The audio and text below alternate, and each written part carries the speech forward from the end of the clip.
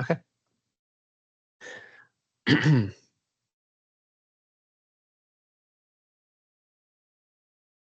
Okay. So on today's agenda, um, we will review the previous meeting notes and action items first.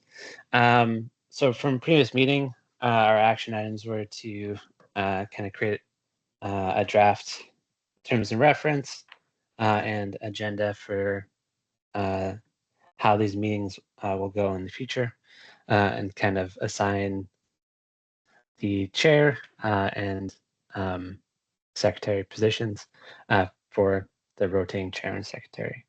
Um, the terms of reference were emailed out a week or two ago, and also attached to the agenda today. And we can take a look at those in a minute just to review.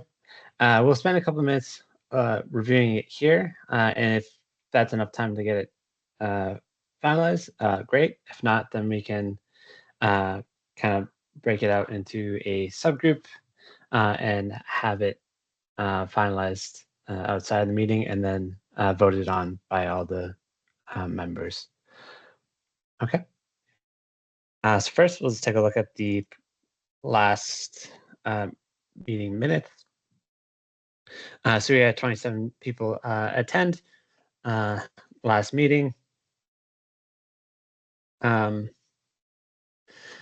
so summary reactions, like I mentioned, the terms of reference. Um,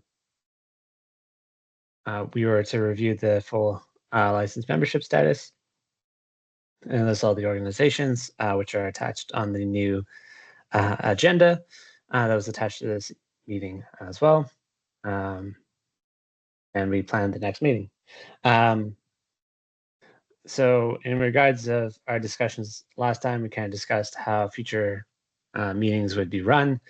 We had, I think, finalized or had planned for quarterly meetings for this group with rotating chairs and secretaries, myself being the first chair and Marianne being the first secretary. Um, and then the next ones will be Bianca, Jen, Natalie, Aileen, Ebony, and Arpita. And then we discuss what would be on the agenda regularly.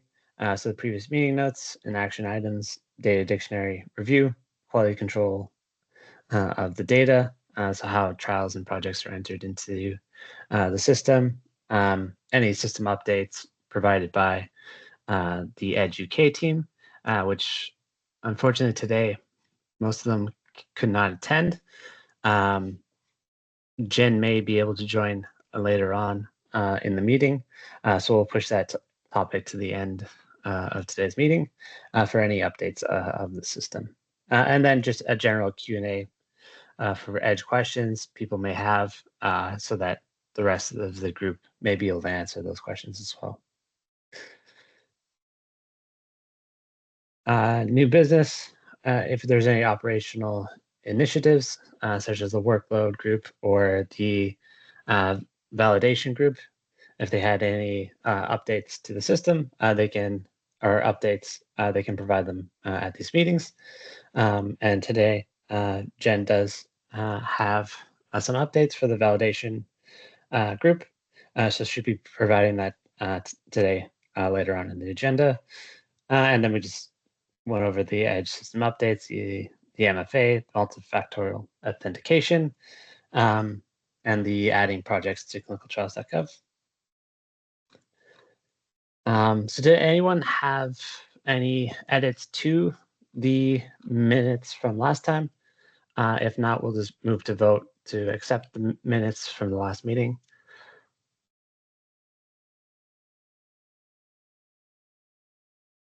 Okay. So since this is the first time we're doing the vote within Teams, trying to think of the best way to do this. If you just put a thumbs up in the chat if you approve, or just say approve. Rebecca, what would you say? Yeah. Yeah.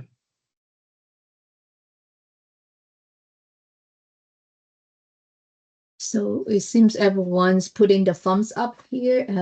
If you put it, so this one that because that was the last meeting minutes, so we may not. It's not that formal kind of voting like we have a terms of reference. I would suggest that it's okay to for that one everyone thumbs up as it is, and then moving forward that we will have who move and who kind of seconded and all approve that kind of formal decision vote once we have that decision. Okay. Okay. Yeah, actually, yeah, Thank you. I have the ability to add a poll, so I can put a poll in to vote yes or no for the more official voting. Okay, so that's good. So we'll move on to next um, our next agenda topic. So any new members um, that haven't joined a previous session?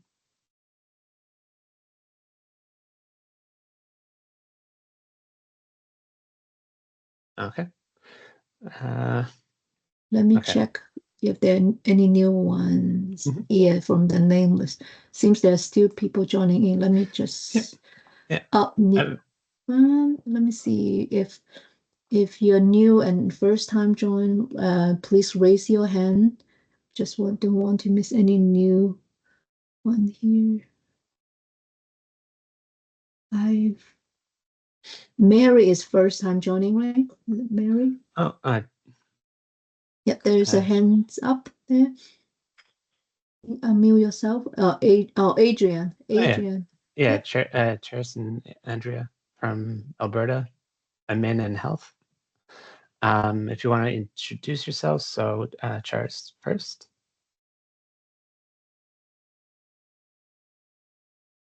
I can go first. Good morning, everyone. My name is Terry Strager. I work for Alberta Health Services, the Research Administration Department. Welcome. Thanks. And this is Mary Ramad, Clinical Trials Manager at North York General Hospital. Welcome. And Andrea Young, I'm an intake coordinator for Alberta Health Services trial launch team. Welcome. Okay. Okay. So that brings us to our next topic, which is the terms of reference for this harmonization group meeting. I don't know if you had a chance to review this before the meeting. So we had sent this out, I believe, last week, and then also attached to the agenda today. So the overview of the Edge Harmonization Group sort of reflects the clinical informatics research unit's commitment to collaborating and working with multiple stakeholders within the Canadian Edge research environment for improvement to Edge application and program delivery. The purpose of the group share best practice knowledge of the Edge application within the group membership and outline where use cases align and differ and standardizations are required. As required, this group may consult represented users for feedback to ensure input provided is appropriately informed and supported. Broadly, the group will seek to develop, monitor, and improve issues of data quality, field customization, application function, node development, and support in training. The group will be responsible for outlining opportunities, required scope of work, and challenges that may be faced in implementing the recommendations at a local level. So our key scopes and purpose, one, to define an acceptable Canadian terminology for minimum data set. There'll be, I think this should be, will be fit for purpose for all current and potential stakeholders, inform national / cross-institutional application development requirements and priorities, develop and coordinate end user support, knowledge base and training materials, develop and standardize processes of all Edge implementations, provide feedback to Edge on version 3 functionality and an ongoing participation on development and implementation, and then share best practices and system usage among members. So I'll stop here for a sec. Is there any other key purposes or changes to the key purposes that anyone would suggest?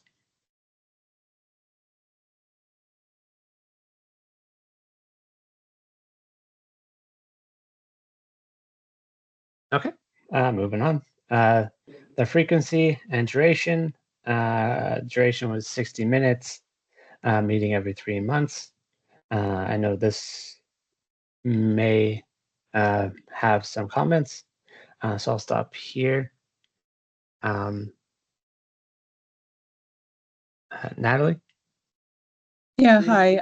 I did raise a concern about this frequency. I know it was discussed last time, but we're coming on as a new organization and starting to set things up. And I worry that if things, if there's something that we want to change in a drop down that requires discussion at the harmonization, that it would be a long time to wait for 3 months.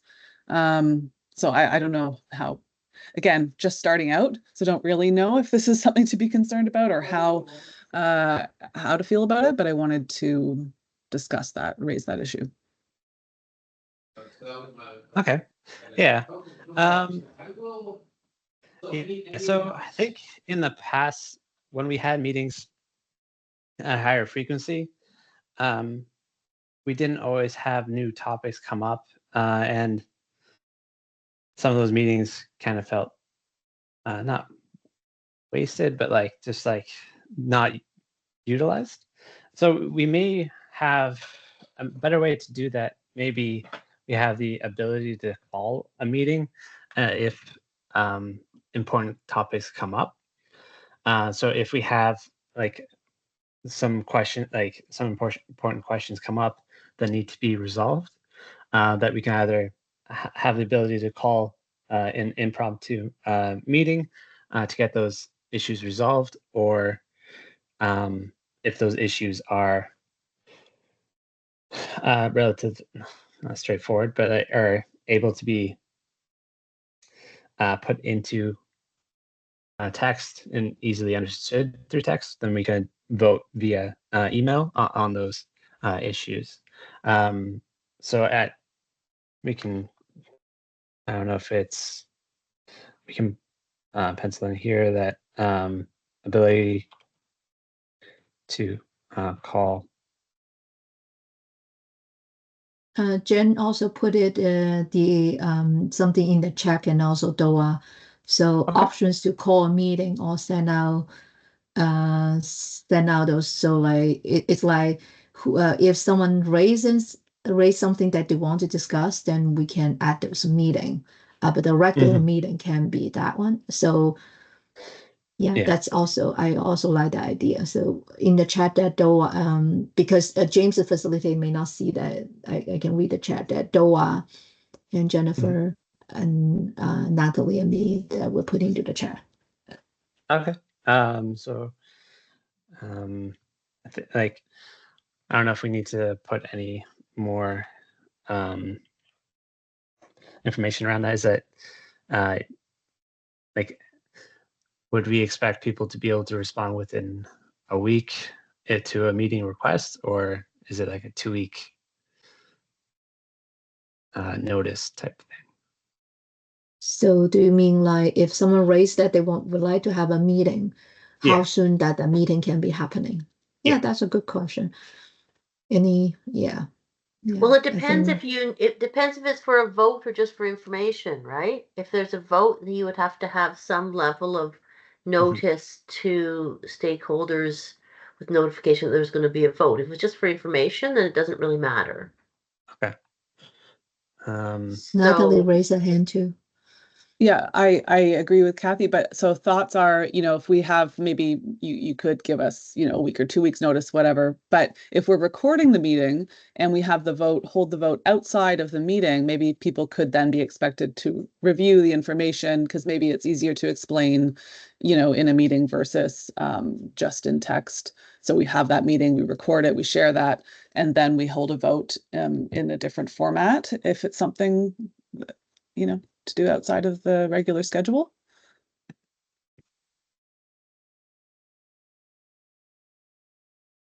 Okay, so it'd be, so we can say like a 2 weeks notice, and then for those that can't attend, if it is a voting matter, we have the ability to share recordings and notes for voting purposes. And then I guess, should there, I don't know if I'm thinking too much into this, but if there is, say, users uncomfortable with the recordings and notes and feel like they need to be able to have a response for the certain topic, I'm not sure that would come up too often, but just to have it in the terms of reference. If they're Then it did it right into the chat, James. So Okay. like pause with timestamps as well. If it's urgent. I'm not sure what timestamp, especially if it is urgent.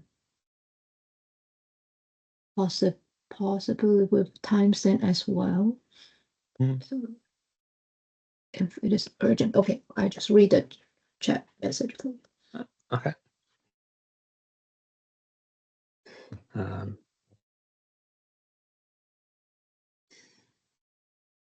I mean, maybe we can address that issue if it comes up, and Mhm. just get more information for those who require it and have the vote within another 2 weeks of this recorded meeting or something like that. I think that would probably allow enough time, or as long as we keep the communication open, if somebody needs more clarification, that should be given. So Okay, I think and this then is if any,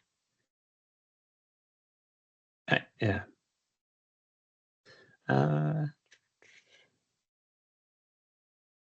Yeah, so like if anyone has any concerns about the vote, they can always email to the group, and then we can finalize or like reconcile that when it comes up. Yeah, I think the most important thing is that people at least respond in some way to Mhm. show that, within a certain amount of time, like if they even say like I need another week, or as long as there's some kind of communication back. Personally, I think that's satisfactory. We're all busy, but we want everybody to have a chance to review and give their input. So, I think to me, that's the most important thing, is that you're not just ignoring it and doing nothing. That makes sense. Yeah.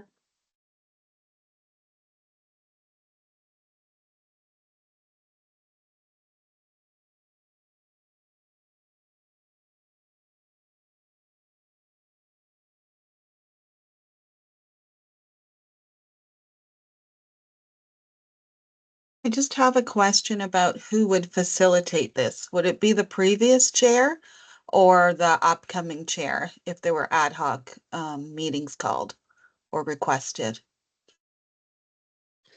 That's a good question. For the ad hoc meeting, That's a really whoever good raises question. it, Yeah. is it like whoever raises should be also the one that as the main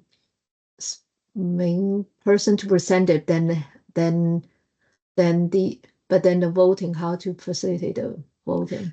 Yeah, Kathy, 'cause if we're what's your I mean, if we're doing like an ad hoc meeting, presumably it's just sort of like a special topic meeting, not a full, full agenda and everything. So maybe the person could chair that meeting and sort of chair that vote for that special topic.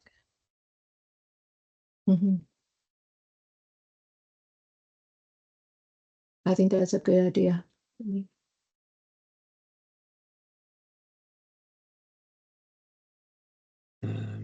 Okay.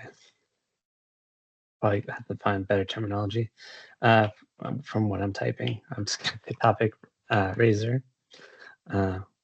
So maybe James, there are a lot of notes on on the meeting chat, so maybe we can later on.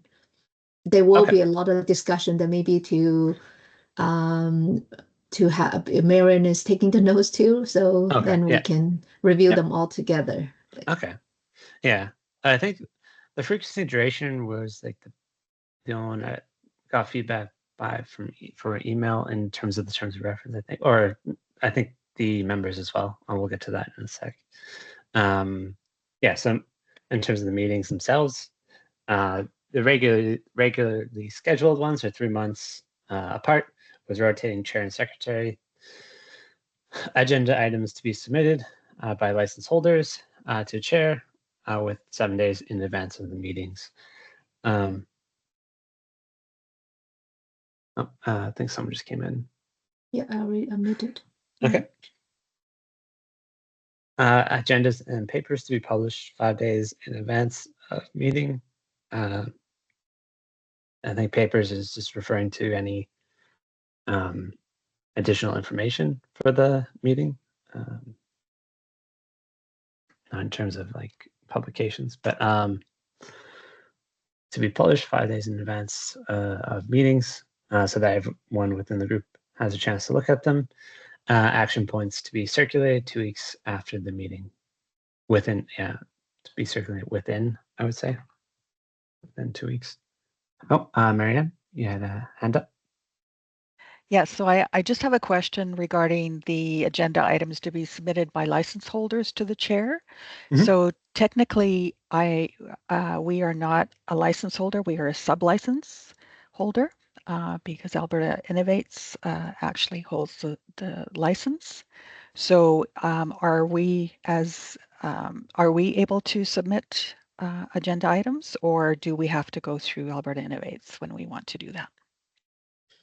I think that is it part of that. The next topic will be the how do we count the members, so and who can raise that one. So when we review the later on about the decision and voting, we can all have a discussion there too. Right? Okay. Yeah, I mean I don't know that like the attendance requirements is just the minimum, so we kind of have to figure out that now in terms because the attendance requirements kind of reflects who has voting and who doesn't. Like, as if we need quorum, that's the voting members, which we need to figure out if that's the license holders. So we can go to that now because I think the next few things are kind of determined by that list itself. The list here that maybe refer to the agenda, that one is more accurate. Have all the members, including new ones. Yeah. Okay. So I think in here is we're referring to voting members as those that are Edge full licenses. So they have they're paying to use the full license of Edge. So in terms of Marianne being a sub-licensee from Alberta Innovates, I think it should be fine. Like, Rebecca, I don't know if you know any more information about that, but I think it should be fine. Jen, I think your screen flashed. I don't know if it was. I was just gonna say maybe like I don't know if Alberta Innovate wants to delegate that to Alberta Health, like their sort of vote, if they maybe can't make a meeting, or if they both want separate voting privileges. Like I think maybe as long as the group agrees with it, maybe that would be fine. But yeah, like can Alberta Innovate delegate their vote, I guess, is something we could consider. And also, I think this we attach the list of the one, but also we also need to have further discussion of this, because some large organization, they may have a lot of subgroups, and some of them may only have like kind of a little bit smaller that they only have one group. And now we also have non-cancer there. So whether how many votes per organization. Originally in the past, it's just one vote per organization, but then now some of the organizations are joining with many groups, quite a few groups. So I think this is also a question for everyone to provide your feedback to. Mm-hmm. Yeah, it does get hard because if Alberta Innovate and Alberta Health have different use cases for Edge, then they may have conflicting voting. Same with cancer and non-cancer.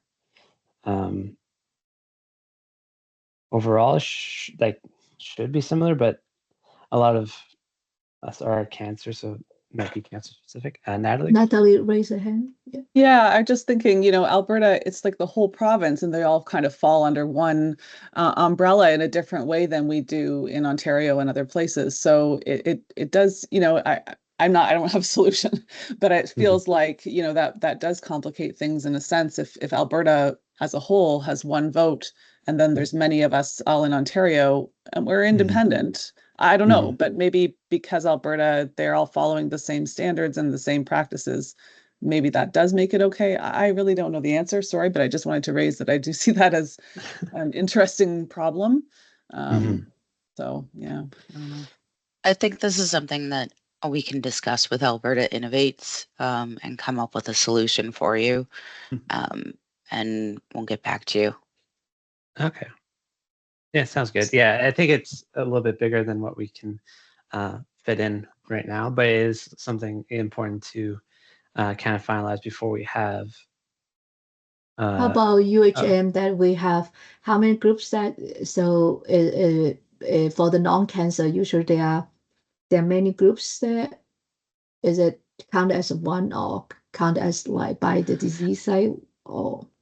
Non-cancer is kind of run. It's just easier if I get some information from the different groups, and we'll just put it in an email for you. Non-cancer is not a very big group, but I'll get further clarification from each group and put it into writing for you. Yep. We also have other organizations have cancer, non-cancer. So I put that information. If those information not corrected, if those are just what I know from the contract, I don't have the direct, like I'm not copying to all the emails that related to what kind of the contract scope.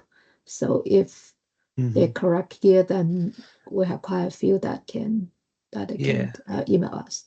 Yeah, so I think the idea is that it would be like the base idea is one vote per organization that has a full license in Edge. The complicated ones are the cancer, non-cancer, and Alberta themselves. So I think the idea would be each organization gets one vote. For the ones that, like for determining whether or not the cancer and non-cancer are two different votes or one vote, I think we can ask those, like the sites, like because Andrea is going to look into the Alberta side and see how that works. So if these organizations strongly feel like their cancer and non-cancer are operating as like two separate entities and have two different goals, then we would have to bring that to the group and determine whether or not that is acceptable. We have two hands raised. I think the numbering says Natalie was first, and then we can go to Charis after that. Thanks. We have cancer and non-cancer. We're trying to make things quite standard but across both of ours. So, I mean, personally, I think one vote is probably okay. But I think if we, if there's an issue that comes up where it is a difference between cancer and non-cancer, we can highlight that fact. And if people, if like just have that being considered, the fact that if an organization only deals with cancer, they may not understand the importance, but hopefully they can just listen to our explanations of that and have that understanding. That's my thought. Okay. Thank you. Charles, if you.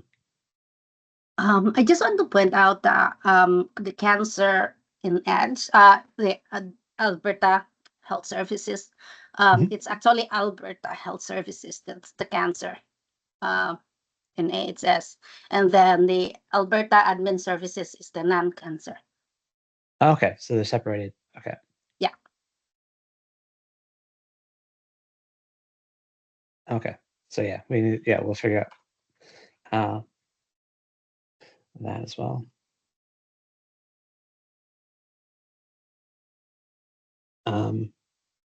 Okay. Okay. So yeah, we need to,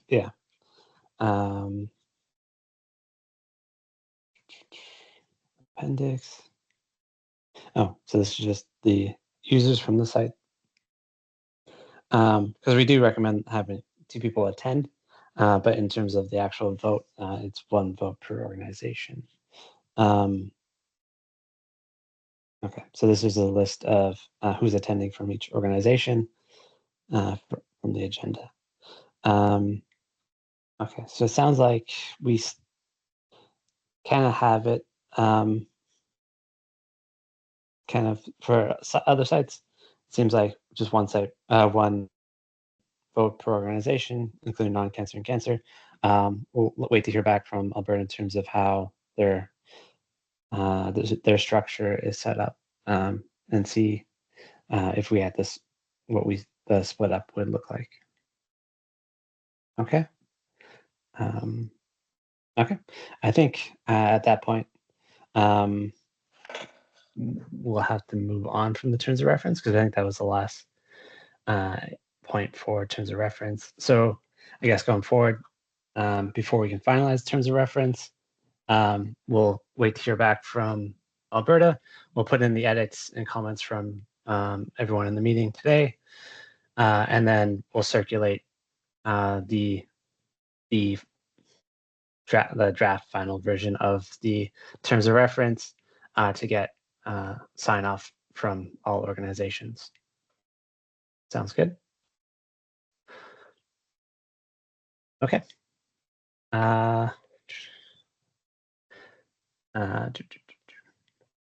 Okay, so we had data dictionary items to review, 2 to 4 important data fields each time. So I think we had 2 things come up for Edge related to data dictionary items, or kind of related.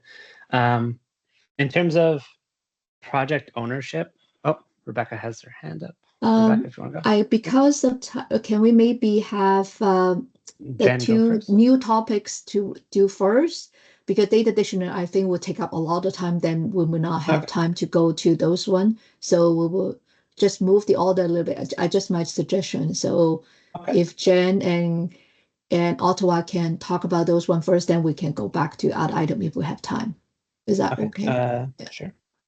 Do you want to start with Jen? Sure. Yep. I can go. Okay. I'll stop sharing, and if you're able to share your Perfect. slides. Yep. Okay.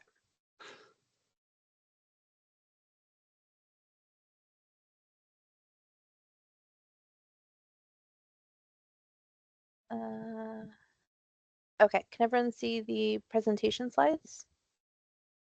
Yep. This is not in slideshow mode yet, but it's just Okay. Yep. How's that? Looks good. Looks good. Okay. So I just put together a few slides, but it's going to be very informal. So I just wanted to talk about validation and Edge as an electronic ISF or TMF. Basically, there's some members here that are on the validation working group. So Natalie, Bianca, I don't know if we have Tammy today, but please jump in if you have anything to add or correct. But I'm just going to go through some of the updates that we received when Edge was here, and we had a little bit of a meeting with them at Sunnybrook, the UK team, and sort of uh, what that brought forward and what we think next steps might be. So 2 of our goals, at least at Sunnybrook, and I think this is aligned with other sites as well. We're really hoping to use Edge as an EISF to store electronic copies of our documents, such that we don't also have to maintain the paper copies of those documents. So it would only be a partial EISF. It wouldn't include patient charts, original consent forms, because our institution decided to move forward with Edge without any patient identifiers. But at least it would get all of the ethics and regulatory documents out of paper, all the RAB submissions and the IBs, protocol documents, things like that, electronic. The second goal would be remote monitoring capabilities. So we've put together a monitoring portal that we would use to give access to specific documents to monitors through Edge, and they would just use that to review all of our ISF files. I believe Quebec may have a current pilot with this going on, and we're going to be piloting it at Sunnybrook very shortly. And some activities so far. So as you know, we've got that Validation Edge working group with a number of you guys in that meeting. Essentially, we know we have to meet Health Canada and FDA requirements to have an electronic ISF. So predominantly that means the 21 CFR 11 compliance. So this is just an overview of that criteria. Essentially, everything can be met based off of the Edge system functionality and any sort of site SOPs that are put together. And we've been working on this and sort of going through this in the validation working group to see if we can create, generalized guidance for this, or even generalized SOPs. I think we're getting to next. But the first criteria is the validation of systems to ensure accuracy, reliability, consistent intended performance, and the ability to discern invalid or altered records. So Edge has functionality to help support this, but essentially system validation is required. And this is sort of where we've been a little bit stuck because it wasn't clear, at least on my part. And again, I'm not an IT expert, so if anyone has more information on this, please feel free to jump in. But full system validation is required to meet this criteria. And so when Edge UK team members came, and again, I don't know if we have any UK members with us now, but please jump in. We had the discussion with the Sunnybrook team members because we're looking to onboard the non-cancer part of Sunnybrook into Edge as well, which is a big group. And essentially the Edge team confirmed that they do conduct internal testing to ensure functionality works, before they're sending out updates, and especially when they've sent out version 3. However, they've confirmed that their testing does not meet the requirement, or it doesn't qualify as validation under 21 CFR 11 compliance. So they have looked into that and they have confirmed that that testing does not qualify. Basically, their methodology for managing the Edge system is an agile system updates rather than full system validation. So this full system validation is apparently a very outdated model. Even the FDA has admitted to it. But the FDA, unfortunately, hasn't updated their criteria yet. So we're still bound by that, that outdated compliance. But what that means is validation isn't aligned with Edge's sort of vision for their system and the way they run their system. So they would rather have, more frequent updates based on user requests, and have it, very adaptable to user needs rather than doing a once per year large system-wide update validation type model. So essentially, which is fair, it's their system, their business, but basically they will not be taking on any validation. If we want to use Edge as an EISF, that's something that we would have to do at the site level. So it's a lot of work. It's more work than we originally sort of expected because, up until last month, we sort of well, at least I sort of assumed that some of the testing that Edge was doing would count towards the validation, and we would only really be validating, certain aspects in the way that we were using the system, not that we would have to validate all the core functionality of the system. Other out of the box EISFs are expensive. And essentially, to use Edge, we would need to conduct any validation that is required and then repeat that validation anytime there's an Edge update, which of course takes time and manpower. So we've been brainstorming some thoughts, and I just wanted to do sort of an environmental scan of the sites, and this is a nice platform for it, luckily. Basically, we're wondering if we move forward with creating sort of a pan-Canadian validation protocol.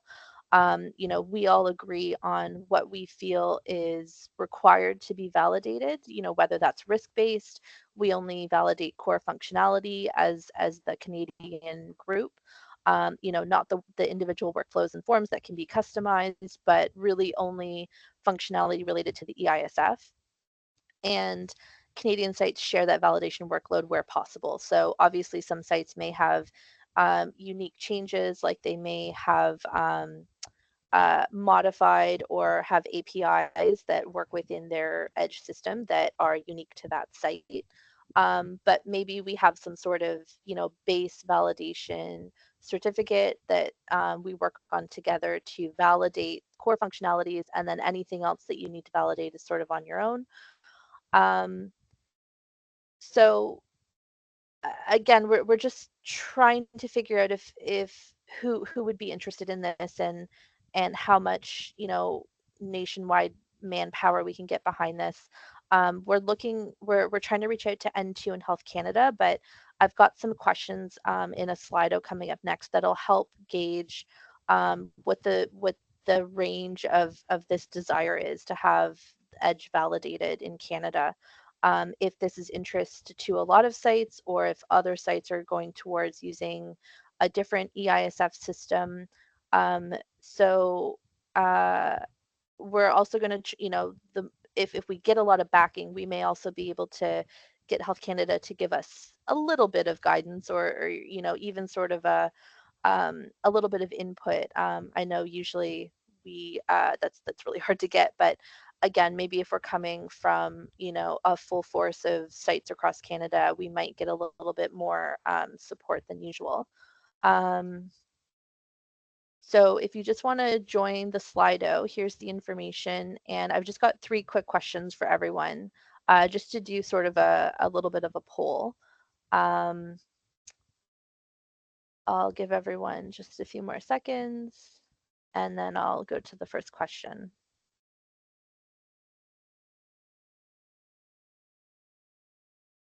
Okay. So is your site currently using a system for EISF or ETMF, however you call it currently? And when I ask this question, I mean, like you are not, you're using a system that meets 21 CFR 11 compliance, and you do not have to keep paper copies on site. Okay.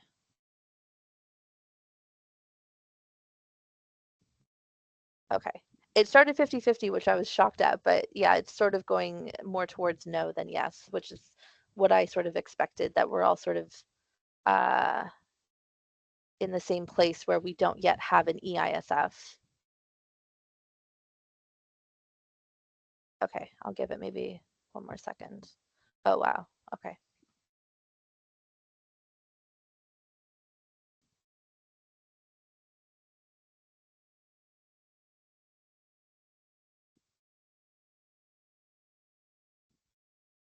Okay, we've got about 21 people responded. Okay, great. So Jem, maybe just give it one sec, because if someone cannot just use on screen, so I copy the link out to the chat. Perfect. So we get, Okay.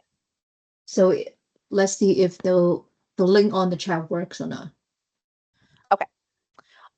So the next question, if you're using EISF or ETMF currently, what system are you using? And this is like a text you can just sort of type your answers.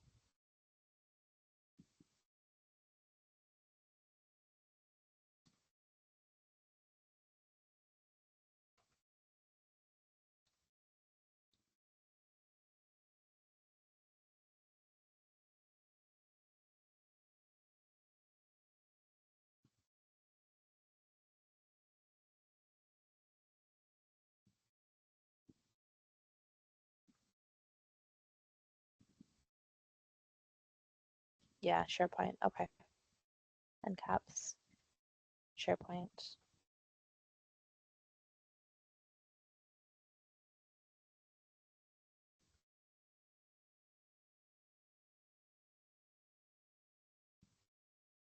Duplicate everything in Edge. Yeah. So we're trying to avoid duplicating everything in Edge. So this is why we're hoping to figure out the validation piece, because we're currently duplicating everything into our own electronic file system anyways. It's not a great system, it's obviously not a CTMS, but we were really hoping that Edge would be the solution to this. Secure Drive. Okay. Drive Edge for reg docs. Okay. SharePoint.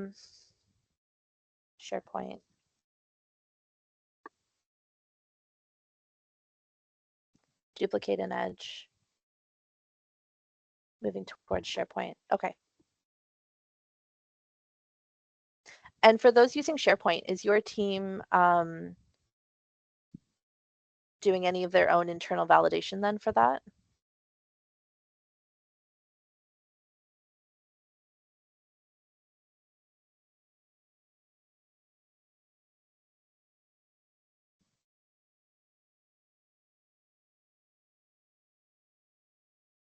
Okay, well, maybe we can talk about that after, but I'll just go to my last question here. If we can figure out validation and Edge can be a solution, would you be interested in using Edge as your EISF?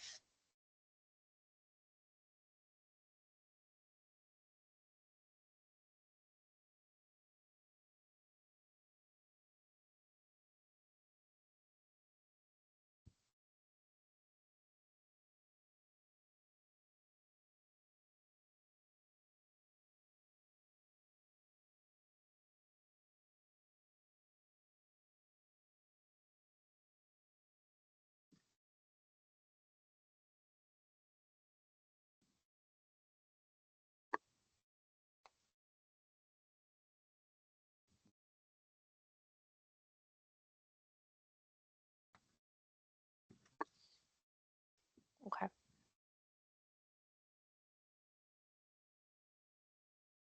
Okay, great. That's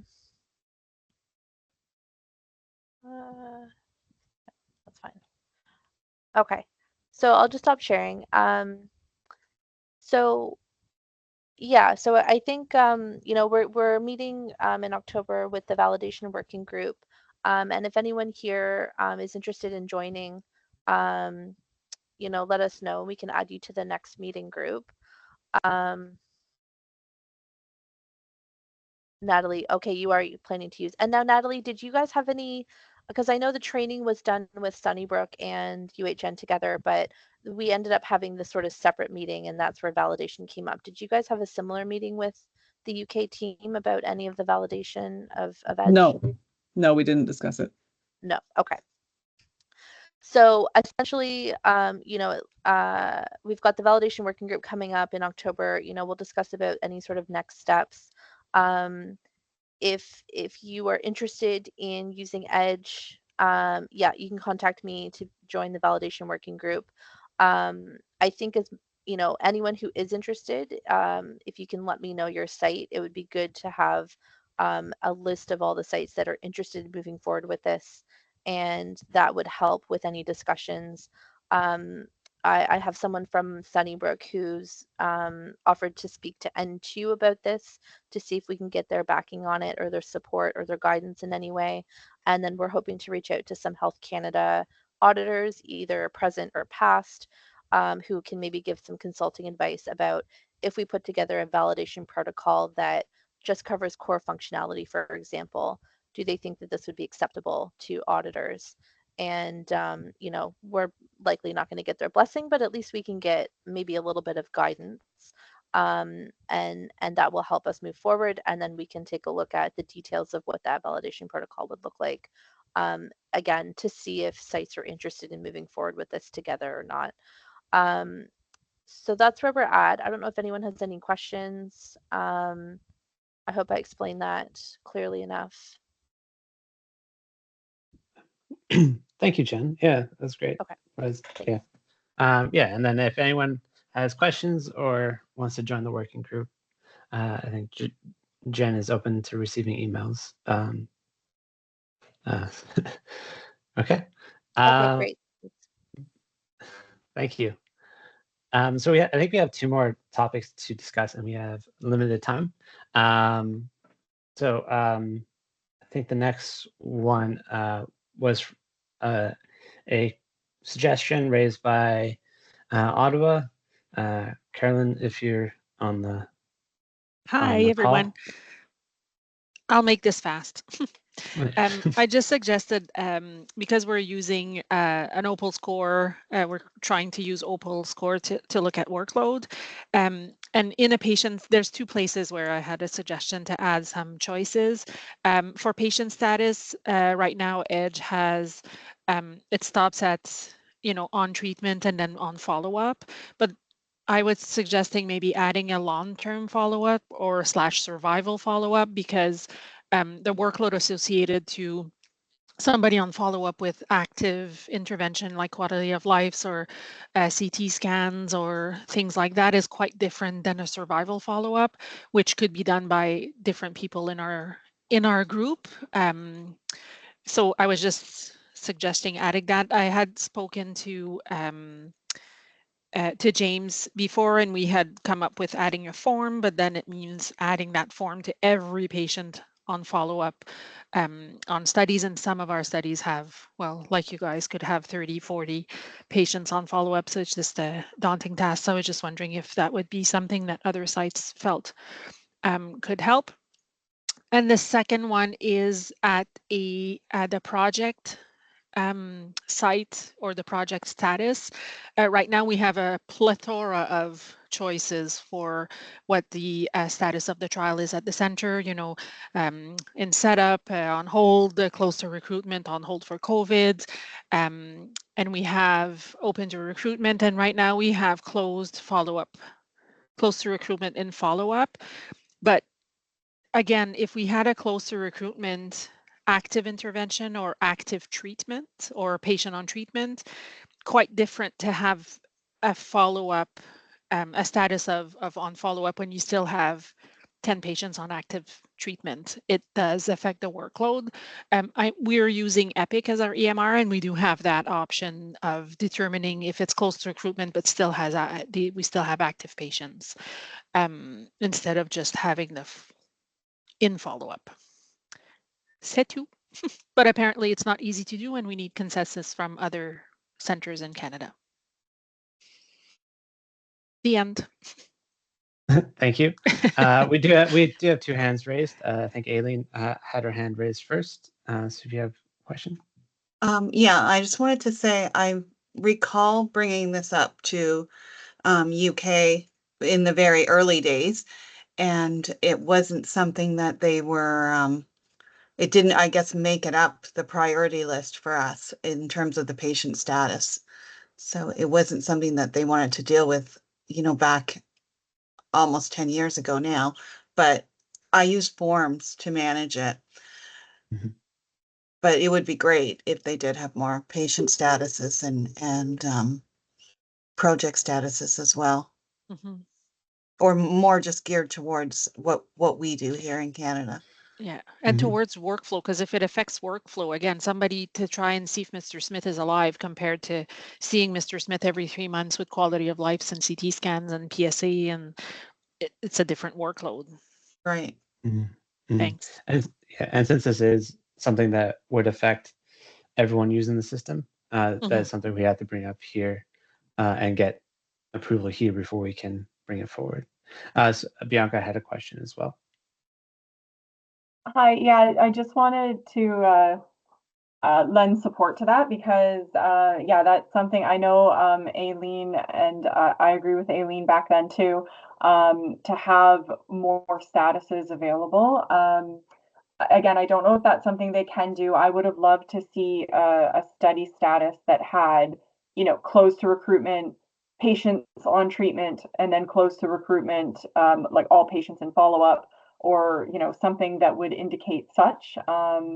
One of the things we do to kind of get around that is pulling 2 reports. So we'll pull a report on the project level details and the project status at our site, and then we'll pull the patient current status report, and then in Excel kind of mesh them together, and then we can actually determine, okay, in terms of workload, this person has 5 studies that are close to recruitment, but there's 20 patients in follow-up on this one study. But then we have to think in our brain in terms of what that means, what that follow-up means. Is that 20 patients that are being called yearly for just to check to see if they're alive, or is that 20 patients that are coming into clinic on a monthly basis? And we have no good way in EDGE to kind of mark that. So I would love to see an additional study status, and I would love to see an additional patient status that would indicate that survival follow-up phase. Because right now we lump them all. So the super complex follow-ups that are really regular, that maybe even require a nurse, versus the annual follow-ups once a year that doesn't need to be a nurse, and those are all lumped in follow-up for us. So it would be great to be able to parse those out.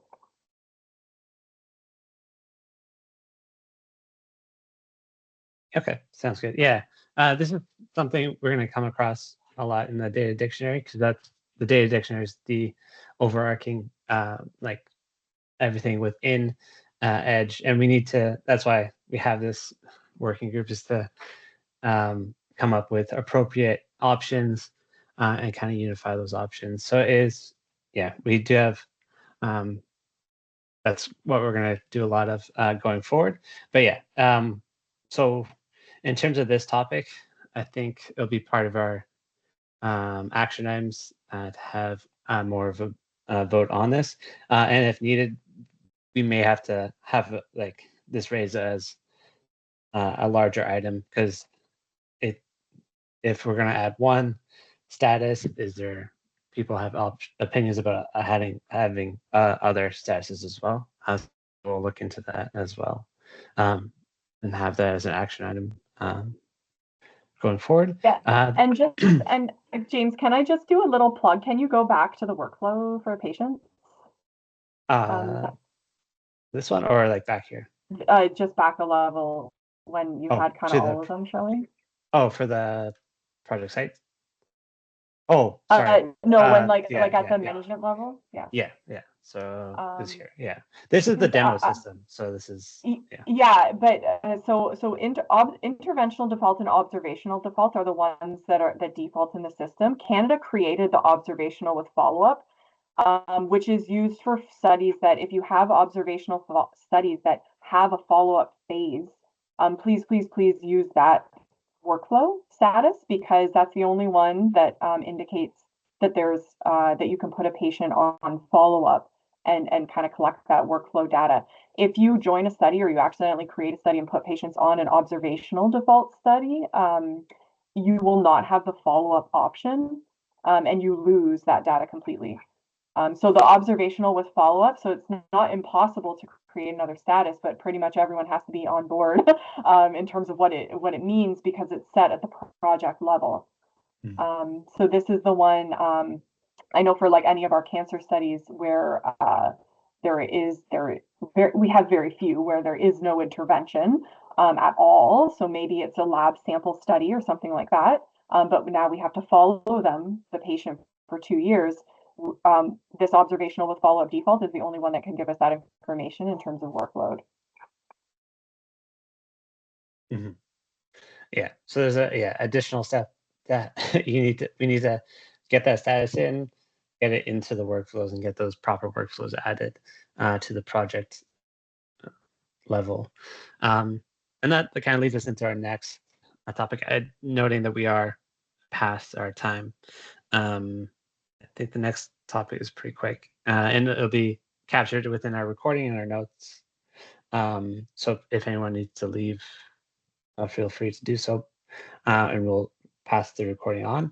But the next topics were around project ownership and involvement requests.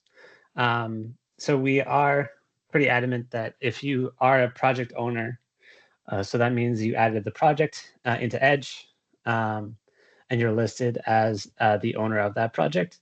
You're responsible for keeping up to date the status of the project and filling out the minimum data set.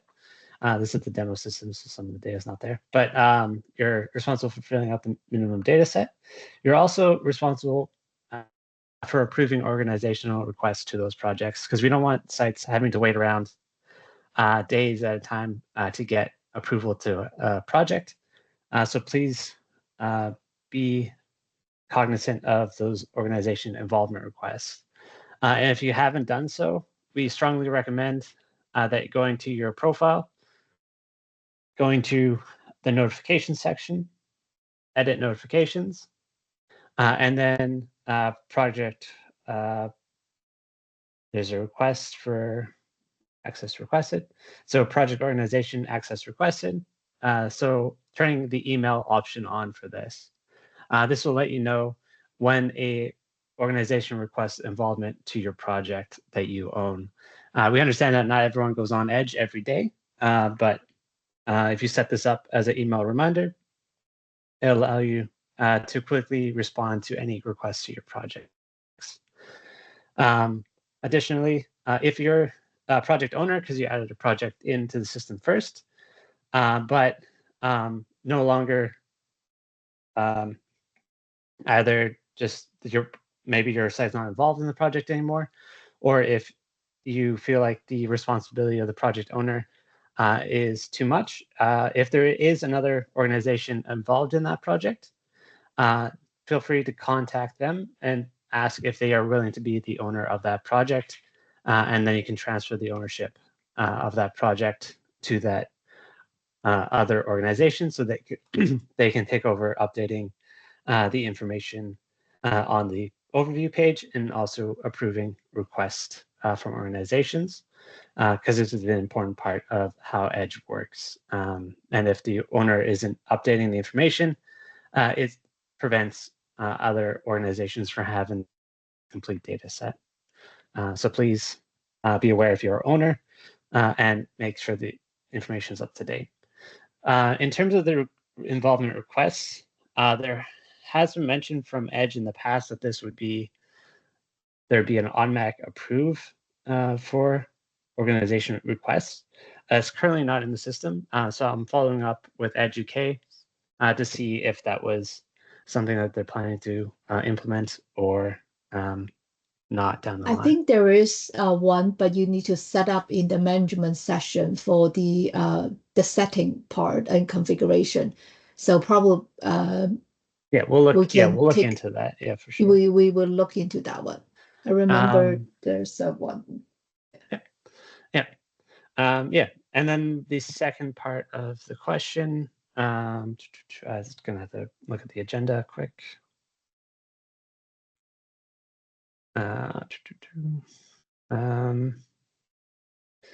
Yes, for projects that don't have NCT numbers. So if you're adding a project into the system before it has been registered on clinicaltrials.gov, or if it's a trial that's not registered on clinicaltrials.gov, for those rare ones, in order to prevent duplication in the system, because we always recommend searching for clinicaltrials.gov, and Edge searches when you add a project into the when you go to add a new project.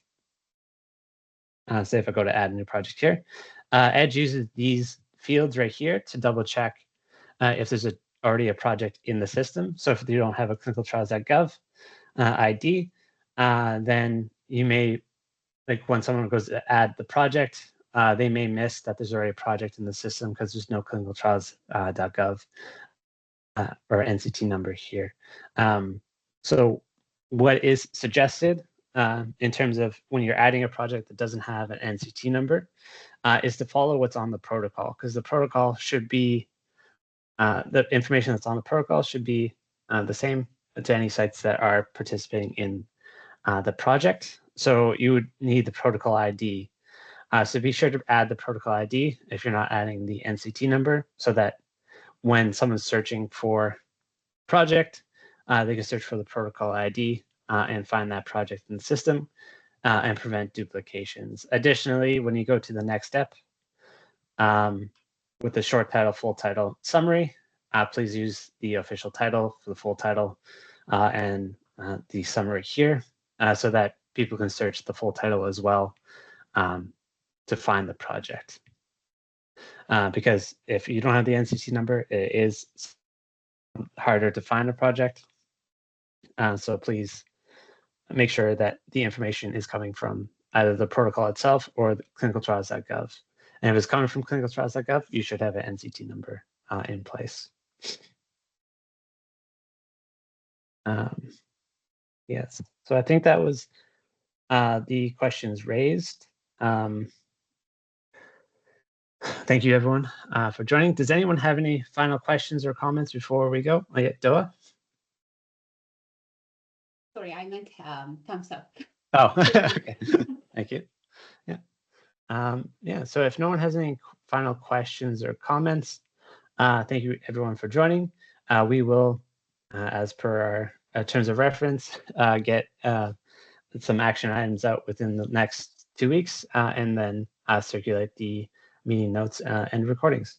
Thank you, everyone, for coming, and thanks to those that have presented topics today as well. Also, I can email the core dictionary for everyone again. Yep, sounds good.